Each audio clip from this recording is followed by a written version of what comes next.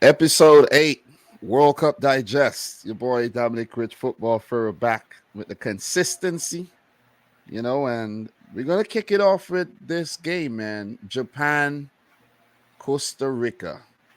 And to be honest, bro, this game was at 5 a.m. and I was at work. And I know you're not supposed to sleep on the job or anything, but bro, I was knocked out for a large period of this game because I didn't miss anything.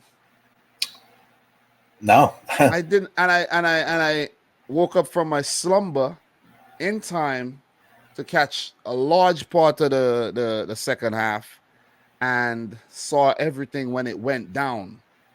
Costa Rica beat Japan a goal to nil. I was like, what the hell?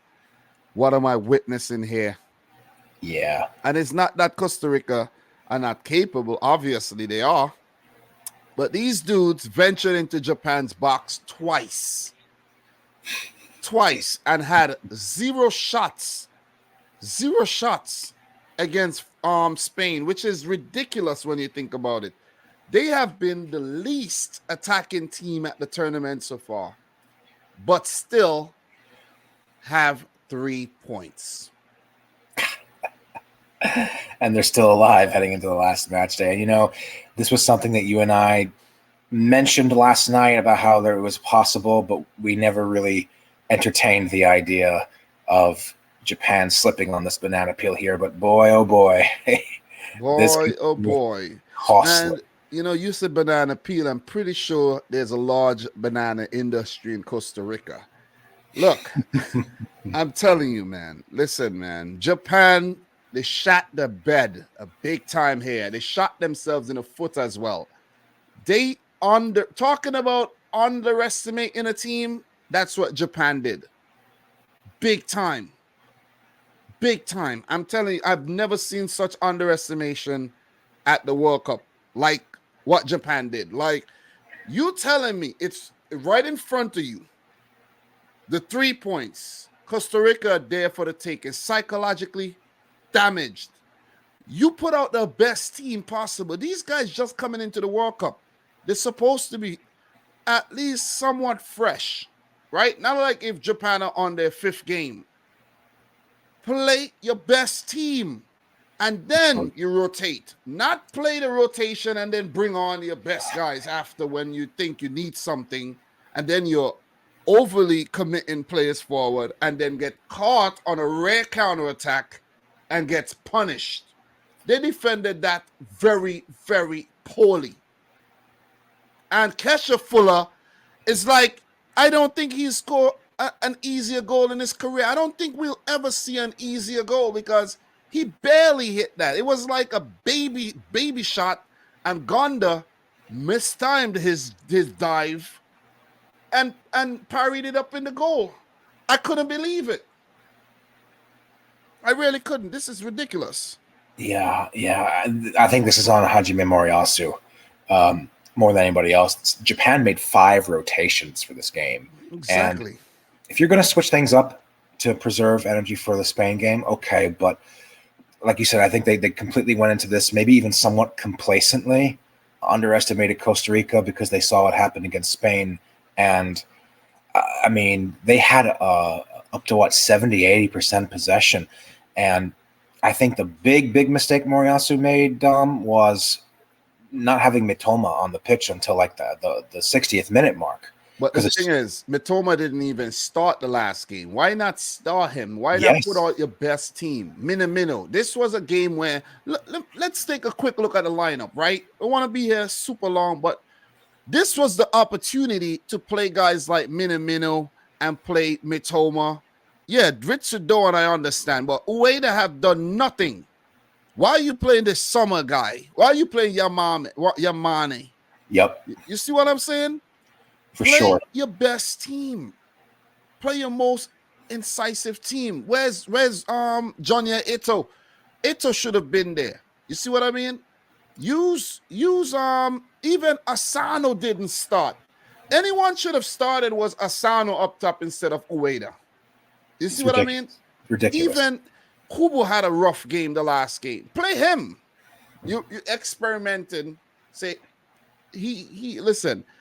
And right now, it's looking like Japan are not going through because Spain is gonna be. Oh man, Spain. Then let me stop predicting because this World Cup have shown me like I shouldn't predict anything anymore because this result was never expected. We thought Costa Rica was left for dead, and the only way they'll get something, even a goal, maybe is through a miracle. But we have just witnessed la resurrección de Costa Rica. Pura vida, baby. Give it up to Luis Fernando Suarez and the Costa Rican outfit because they stayed positive and they had a much better game. They, played, with their hearts on their sleeve. And you got to give it up to these big guys at the back, Calvo, Waston, and Duarte. These guys didn't allow Japan to dictate and to, put this authority on the game.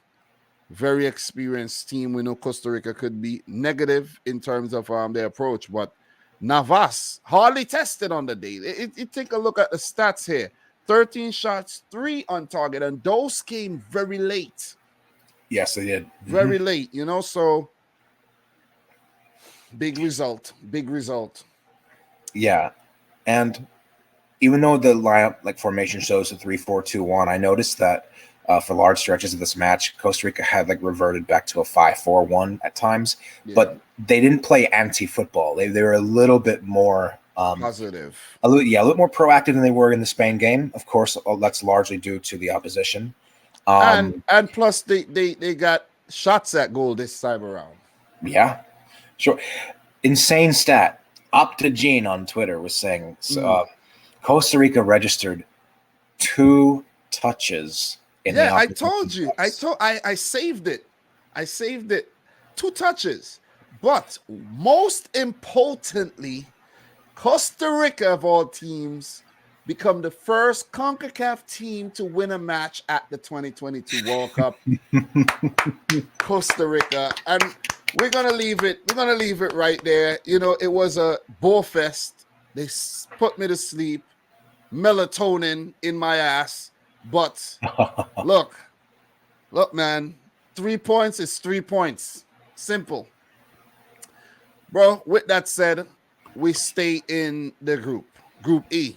Just want to say, Japan, you've been CONCACAF'd. Yeah, definitely. Spain won, Germany won. This was a good advert for football, indeed. It was a really good match, really entertaining. Alvaro Morata, 62nd minute. Super subs, and Nicholas Fulkrug, also off the bench, 83rd minute. Very good shot, very good finish. As the teams share the spoils, as predicted. You predicted a draw too, didn't you? Yes, 1-1 to be exact. And I think I went for 2-2 draw, and you was like, ooh, which would have been a roller coaster type affair. What are your quick thoughts on this game? I think a draw at the end of the day was a deserved result from both sides. I think Fulkrug has made a compelling case for possibly being a starter in the next game. I really like the way how he was pressing on midfield. And whenever Germany went in transition, they looked deadly, man. Yep. They looked deadly. And if they can do that more consistently, it's going to be difficult for sides who come up against them if they get to the latter stages of this tournament. And I think for Spain, I mean, they played well, of course. They did their thing. But, I think in some ways this was sort of a lesson for them, because if they're going to play out the back the way they do, they got to be careful of teams that can actually match them in that pressing game like Germany can. I was kind of rooting at the end there, not going to lie, for Germany to get that goal, Sane, to poke that in the back of the net when they went on the counter, because that would have made this group 3 points for everybody. And it would have been, I mean, it's still all to play for on the final day, but it would have been even more chaotic. Yeah, I'm rooting for chaos lately. That's all I want right now, chaos. Yeah.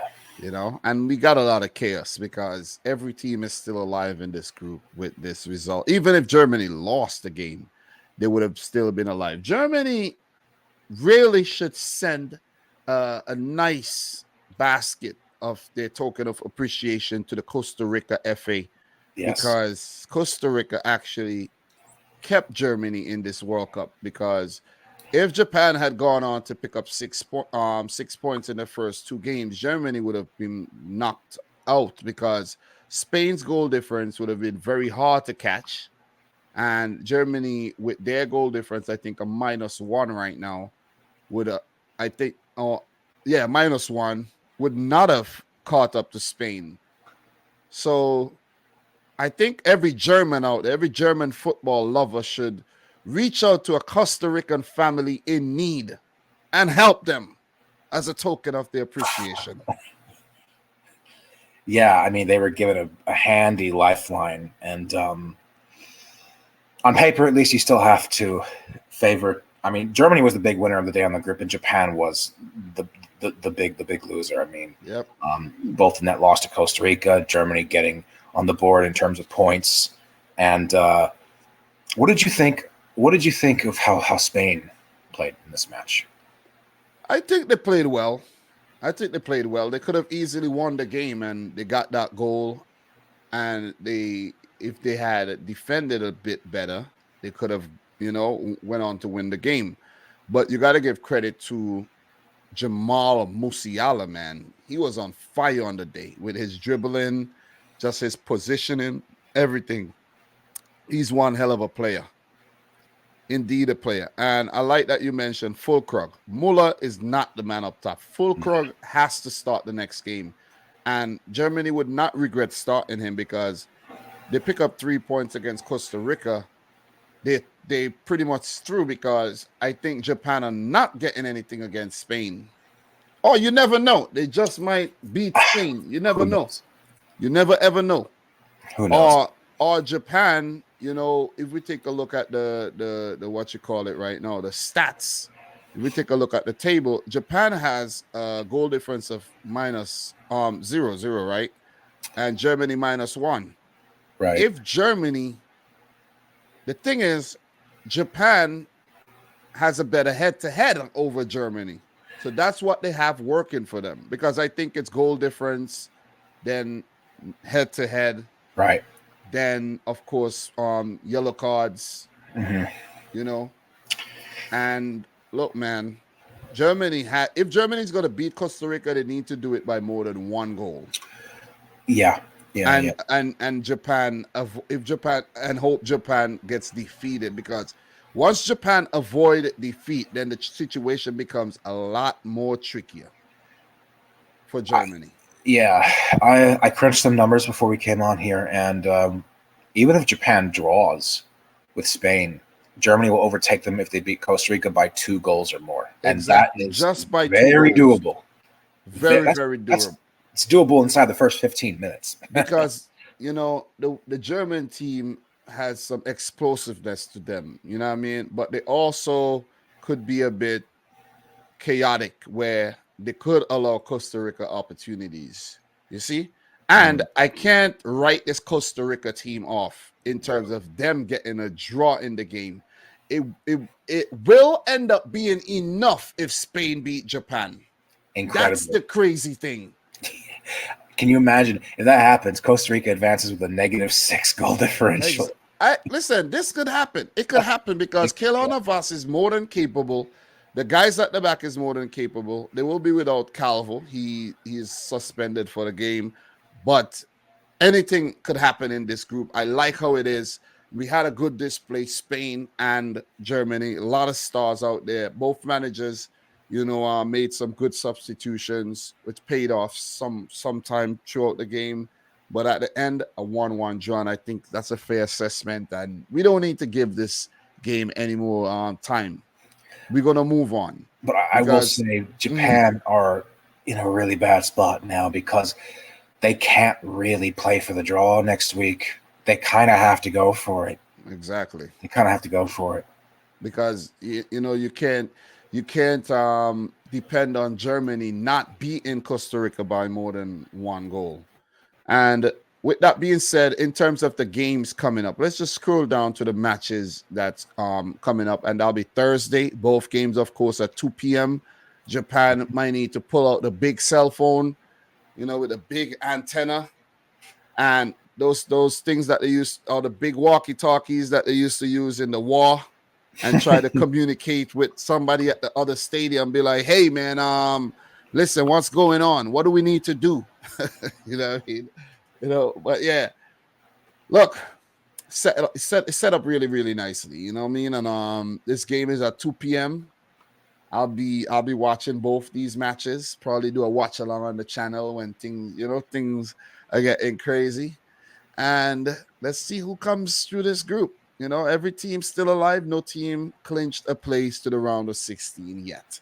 So look, let's move on, man. Let's get into some more big ones. Let's start off with the Group F game between Croatia and Canada here. And I have to say, with one CONCACAF team's triumph, another one, suffers defeat.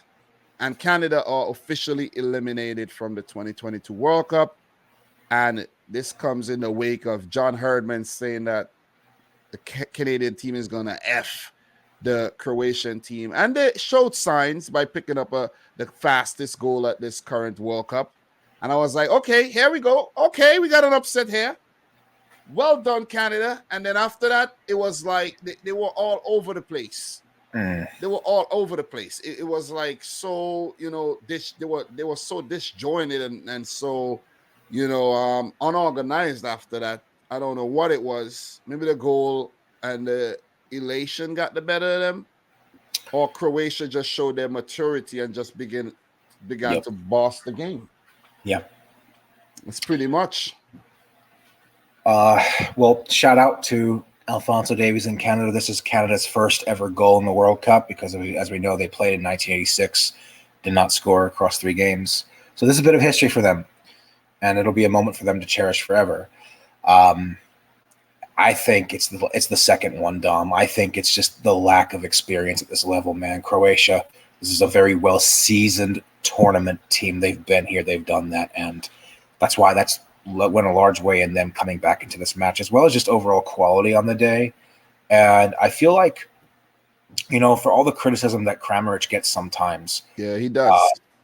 I mean, he came good. He came good on the day. That's the thing. He did. And what do you think? Maybe we could see going forward. Maybe we could see like a Perisic, Kramaric, Levaya be like the new front line. The thing is, right, Kramaric as a standalone striker does not work.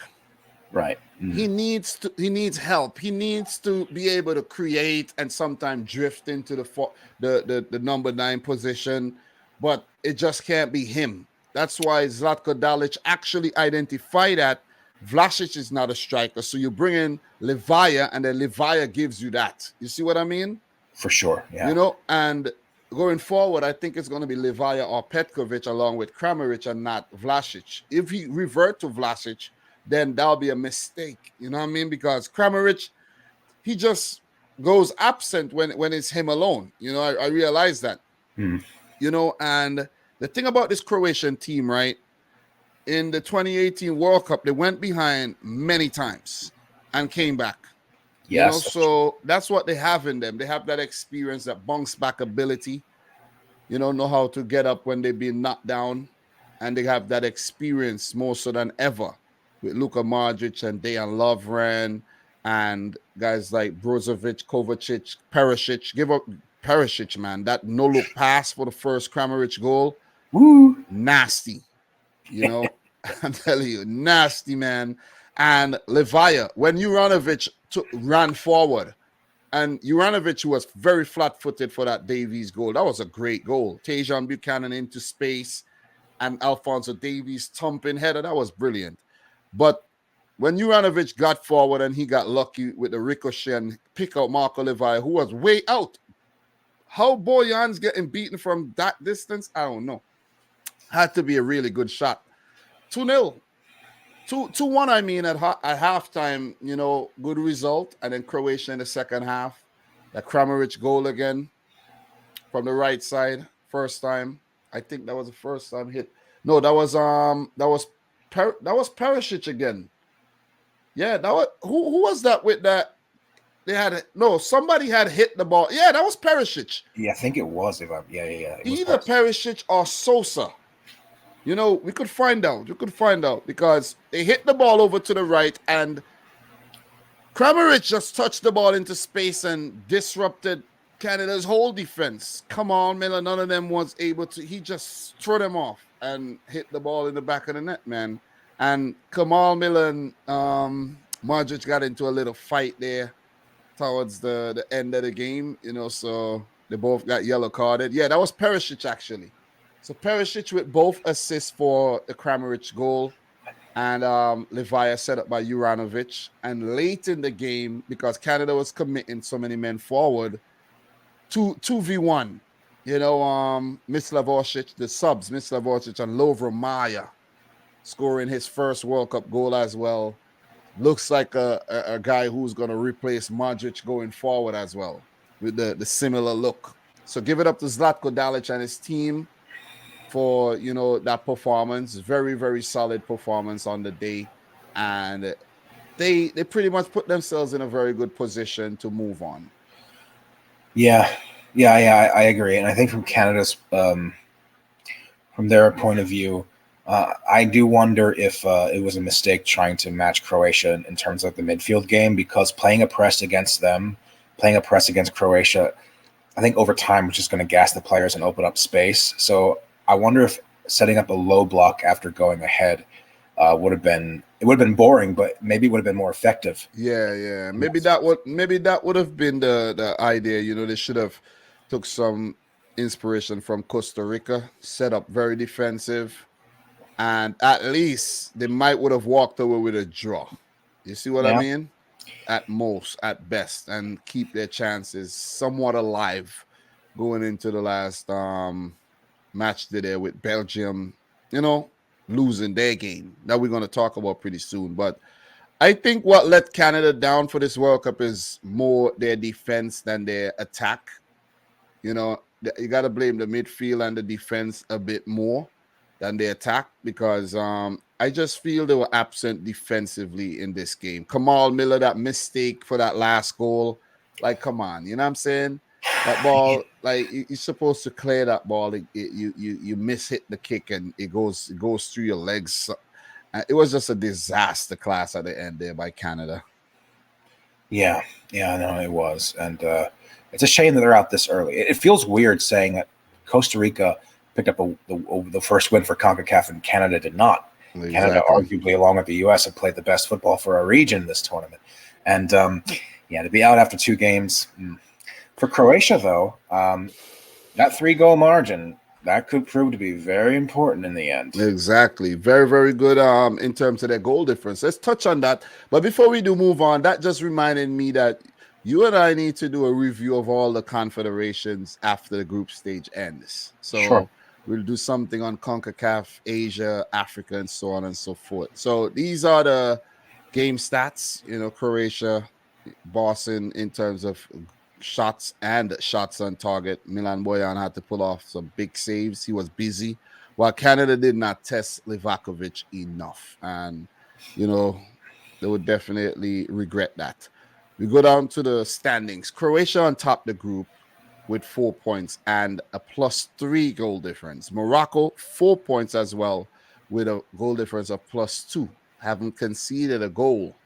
Belgium, they got 3 points. They're still very much alive with their last game against Croatia. So if Belgium wins, I think that would pretty much be Belgium go through and Morocco also go through, because, you know, it's a tricky situation because Morocco just need to avoid defeat against Canada, or if they lose, don't lose too badly. And for Croatia, if they lose to Belgium, don't lose too badly either. But the way it's looking right, you never know what's going to happen. I'm pretty sure Canada are going to rotate heavily since they're dismissed already, and that will play into the hands of Morocco to get something from the game. Well, that could happen, but I have to wonder if, now that Canada have nothing to lose and, you know, what this World Cup being at this stage means for them, they might go all out because they want to get something. They want to end on a high note. That's true, but Morocco have not conceded a goal in their last 7 matches. So Yeah. keep that in mind, man. You know what I mean? It's So very dicey. It's very dicey. You could see a scenario where, like, if Morocco let their guard down, they lose that by just 1 goal, and Croatia lose to Belgium, it could cost Morocco in the end. in my opinion, what I think would happen right now is that Morocco are not losing. Morocco put themselves in their best position ever to get out of the group. First time since 1986, right? And a lot of people, I think you predicted Morocco to get out this group. Yes, sir. I had Croatia and Morocco. Exactly.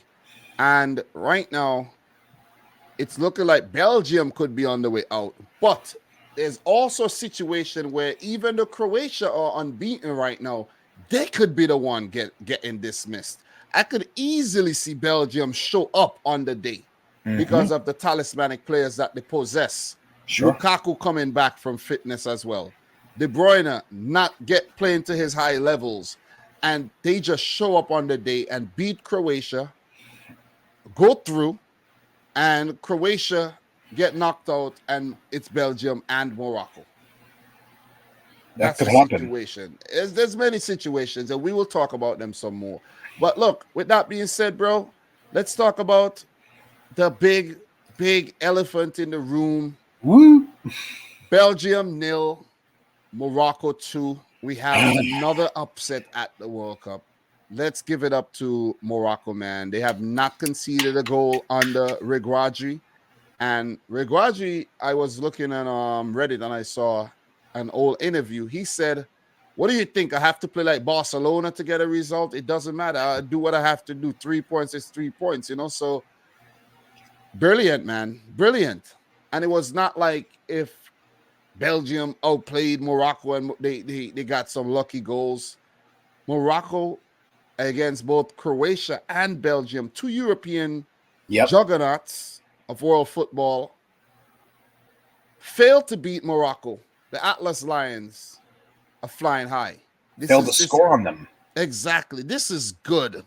And I like this. I was actually looking at the Moroccan 11, bro. This team is stacked up because if you could look at a Morocco 11, and I could look at this team, and I know at least 8 players. I'm not familiar with Unahi. I know Amala, but I'm not 100% familiar with him, right? If you ask me, name 10 Moroccan players, I won't name those 2. But best believe, the back line, I know the back line. Amrabat, Enezari, Boufal, Ziyech. It just shows quality. Weird situation. Bonu was slated to be in goal, sang the national anthem, I heard. And when I saw the pan to the goalkeeper, I was like, no, that's not Bonu. I had to actually check my freaking phone and see what Bonu looks like. I know what Bonu looks like. I'm like, that's not Bonu. So there was a late change there. And Mounir was very capable on the day. He pulled off some good saves. But look, although Morocco have been very brilliant, great goals there scored by Sabiri, who did predict he would score. And the goal has been given to Roman Saiz officially, I see now. Maybe he got a touch on it. I saw that replay with my dad, and we disagreed. Because if he didn't get a touch on it, it might would have been chalked off for blocking the goalkeeper's view. See? Do you think he gets a touch to it, though? He probably did, or else it would have been offside for interfering with the goalkeeper's view, because he was right in front of Courtois. But the thing is, how does Courtois get beaten twice at his near post like this? Because the Abouklal goal, great run, long ball, Ziyech getting in behind, squaring that ball, first time hit by Abouklal, and Neuer beaten at his near post now 4 times at the World Cup. And I was saying, Hansi Flick the Hansi Flick. Courtois. I'm saying, why did I just say Neuer? Courtois. It's the colors of the flag, maybe. You confused the flags or something. Bro, I've been confusing the Belgium flag with the German flag all World Cup, bro. I don't know what it is. But you see how the mind works. So, but look, Courtois. That's Neuer got beaten at his near post, right? In the Japan game. I don't know why I'm thinking Neuer, but Courtois got beaten at his near post twice in this game. And against Canada, he was pretty brilliant. But in this game, beaten twice at his near post, and that's unlike Courtois.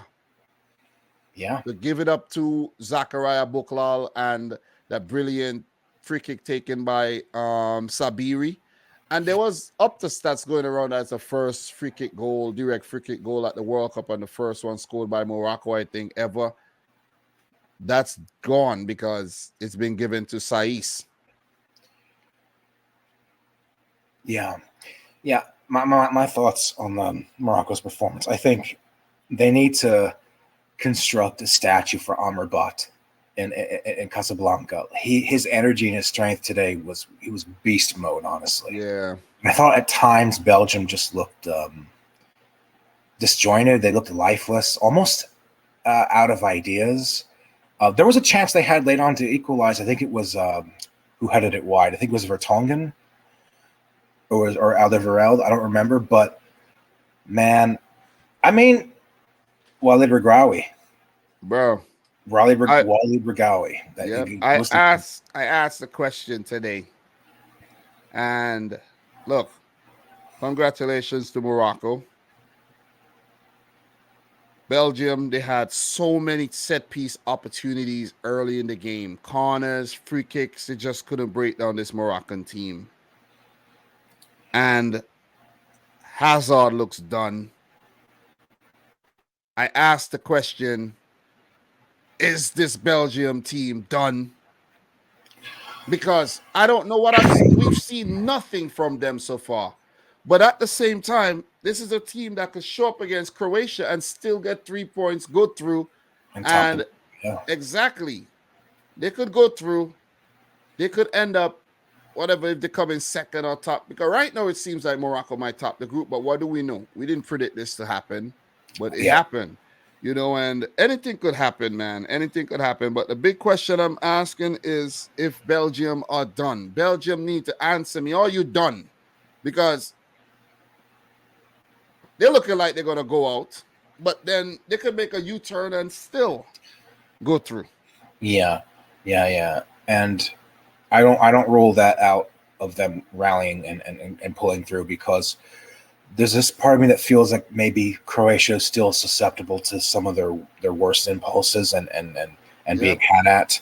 And plus also, it could just be at the end of the day, Belgium getting that barely deserved 3 points against Canada would be what puts them through with unconvincing performances. And maybe they can rally like Argentina did. They have the talismanic players that could give them that too. Sure. Yeah, they have the quality tax, the depth tax. And the thing too, right? Give it up to Morocco, because they had Lukaku, De Bruyne, Dries Mertens on the field, Tielemans, Trossard, all these guys. Lukaku had to strap up and, they didn't want to use him so early. They had to use him. Still didn't work. So, but if you look at this Belgian team, as De Bruyne have come out and said the team is old. Yeah. The team is indeed old, bro. You don't say that in a tournament, though. No, but maybe he was joking. You never know. But look, when you have a back line with Mounier, Alderweireld, and Vertonghen, come on, you're going to get outplayed. When you have Axel Witsel, didn't you the person who said how slower could he get? Like how? Well, he was abysmal. Yeah. It's like I don't know, man. And look, what I think too, Hazard has been awful. His brother was one of the brightest players on the day, and look, Michy Batshuayi was he was non-existent on the day as well. And the thing about this Belgian team, I'm wondering if because they have so much quality in their team and the World Cup is being played at this time that is catching up to them, because De Bruyne has been featuring a lot for City. You know what I mean? And then even though Hazard's not playing for Madrid, he's hardly been playing. So he's out of form. You know, his brother is out of form. No goals, no assists Sure. as well.